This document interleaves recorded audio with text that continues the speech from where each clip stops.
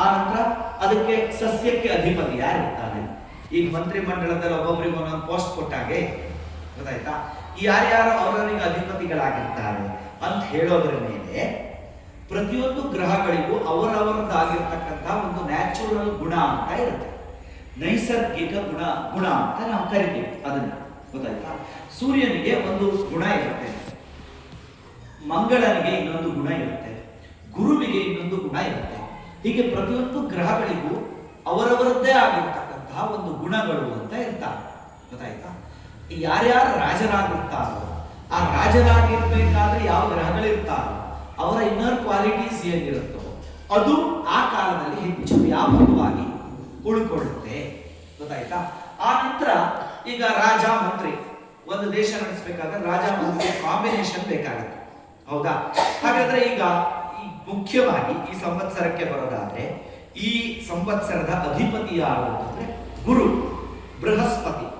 ಗೊತ್ತಾಯ್ತಾ, ಈ ಒಂದು ಸಂವತ್ಸರದ ರಾಜ ಯಾರು ಅಂತಂದ್ರೆ ಗುರು ಅಂತ ಹೇಳ್ತೀವಿ.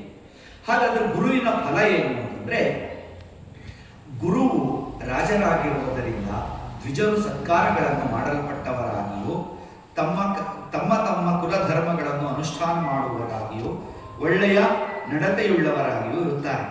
ರಾಜರು ನ್ಯಾಯದಿಂದ ರಾಜ್ಯ ಪಾಲನೆ ಮಾಡುವಂತಾಗುತ್ತಾರೆ. ಪ್ರಜೆಗಳು ಆರೋಗ್ಯದಿಂದಿರುತ್ತಾರೆ. ಒಳ್ಳೆಯ ಮಳೆಯಾಗಿ ಧಾನ್ಯಗಳು ಹೇರಳವಾಗಿ ಬೆಳೆಯಲ್ಪಡುತ್ತವೆ. ಗುರು ಒಬ್ಬ ರಾಜ ಆದ ಅಂತಂದ್ರೆ ಆ ಇಡೀ ಸಂವತ್ಸರದ ಫಲ ಚೆನ್ನಾಗಿರುತ್ತೆ ಅಂತಾನೆ ತಿಳ್ಕೋಬೇಕು ಯಾವತ್ತು. ಗೊತ್ತಾಯ್ತಾ, ಒಬ್ಬ ಒಳ್ಳೆ ರಾಜ ಅಂತಂದ್ರೆ ಅವನಿಂದ ಒಳ್ಳೆ ಫಲಗಳು ಬಂದೇ ಬರ್ತಾವೆ. ಗೊತ್ತಾಯ್ತಾ, ಹಾಗಂತ ಕೇವಲ ಒಬ್ಬ ರಾಜ ಒಬ್ಬನೇ ನಡೆಸೋದಲ್ವಲ್ಲ ಅಲ್ವಾ, ಅವನಿಗೆ ಎಲ್ಲರ ಕಾಂಬಿನೇಷನ್ ಬೇಕಲ್ಲ. ಅವರವರ ಕಾಂಬಿನೇಷನ್ ಮೇಲೆ ಈಗ 12 ತಿಂಗಳು ಸಹಿತ ಎಲ್ಲ ಸಮೃದ್ಧಿಯಾಗಿರುತ್ತೆ, ಎಲ್ಲೂ ಒಂದೊಂದು ತೊಂದರೆ ಬರಲ್ಲ, ತಾಪತ್ರೆ ಬರಲ್ಲ ಅಂತ ಅರ್ಥ ಅಲ್ಲ ಇದರ ಅರ್ಥ. ಗೊತ್ತಾಯ್ತಾ, ಟೋಟಲಿ ನಾವು ಮೇಲ್ಗಡೆಯಿಂದ ಹಿಂಗೆ ನೋಡೋದಾದ್ರೆ ಗುರು ಯಾರು ಈ ಸಂವತ್ಸರಕ್ಕೆ ರಾಜ, ಆದ್ರಿಂದ ಇಡೀ ಸಂವತ್ಸರ ಚೆನ್ನಾಗಿರುತ್ತೆ ಅಂತ ಒಂದು ಹೇಳಿಕೆ ಕೊಟ್ಟು ಬಿಡ್ಬೋದು. ಗೊತ್ತಾಯ್ತಾ, ಆಮೇಲೆ ಅಲ್ಲಿಂದ ಕೆಳಗಡೆ ಬರೋದಾದ್ರೆ ರಾಜ ಗುರುವಾಯ್ತು. ಆ ನಂತರ ಮಂತ್ರಿ ಯಾರು, ಕುಜ, ಮಾರ್ಸ್. ಕುಜ ಅಂತ ಹೇಳುವಂಥದ್ದು ಮಂತ್ರಿ. ಗೊತ್ತಾಯ್ತಾ, ದಹನ ಪ್ರಹರಣ ಶಂಬರ ಮರುದಾಮಯ ಭೀತಿ ರತುಲಾಸ್ಯಾದು. ಕುಜ ಮಂತ್ರಿ ಆಗಿರುವುದರಿಂದ ಪೈರು ಪಚ್ಚೆಗಳು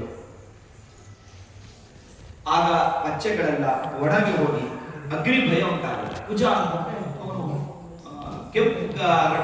ಕೆಂಪು ಅಥವಾ ರಕ್ತಕಾರಕನಾಗಿರ್ತಕ್ಕಂತಹ ಗ್ರಹ. ಗೊತ್ತಾಯ್ತಾ, ಆದ್ರೆ ಅವನು ಪ್ರಭಾವಪೂರ್ಣ ಬಿಡக்கூಡಲ್ಲ, ಯಾಕೆಂತಂದ್ರೆ ರಾಜ ಗುರು ಇರ್ತಾನೆ ಯಾವತ್ತೂ. ಗೊತ್ತಾಯ್ತಾ, ಆದ್ರಿಂದ ಜಲೋಪದ್ರವ ಉಂಟಾಗುತ್ತೆ, ಆ ಗಾಳಿಯ ಪ್ರಮಾಣ ಜಾಸ್ತಿ ಆಗುತ್ತೆ, ರೋಗ ಪೀಡೆಗಳು ಜಾಸ್ತಿ ಆಗುತ್ತೆ. ಆನಂತರ ಚಂದ್ರನ ಫಲಕ್ಕೆ ಬರೋದಾದ್ರೆ ಚಂದ್ರ ಸೇನಾಧಿಪತ್ಯವನ್ನು ವಹಿಸ್ಕೊಳ್ತಾನೆ ಈ ಸರಿ. ಚಂದ್ರನು ಸೇನಾಧಿಪತಿ ಆಗಿರುವುದರಿಂದ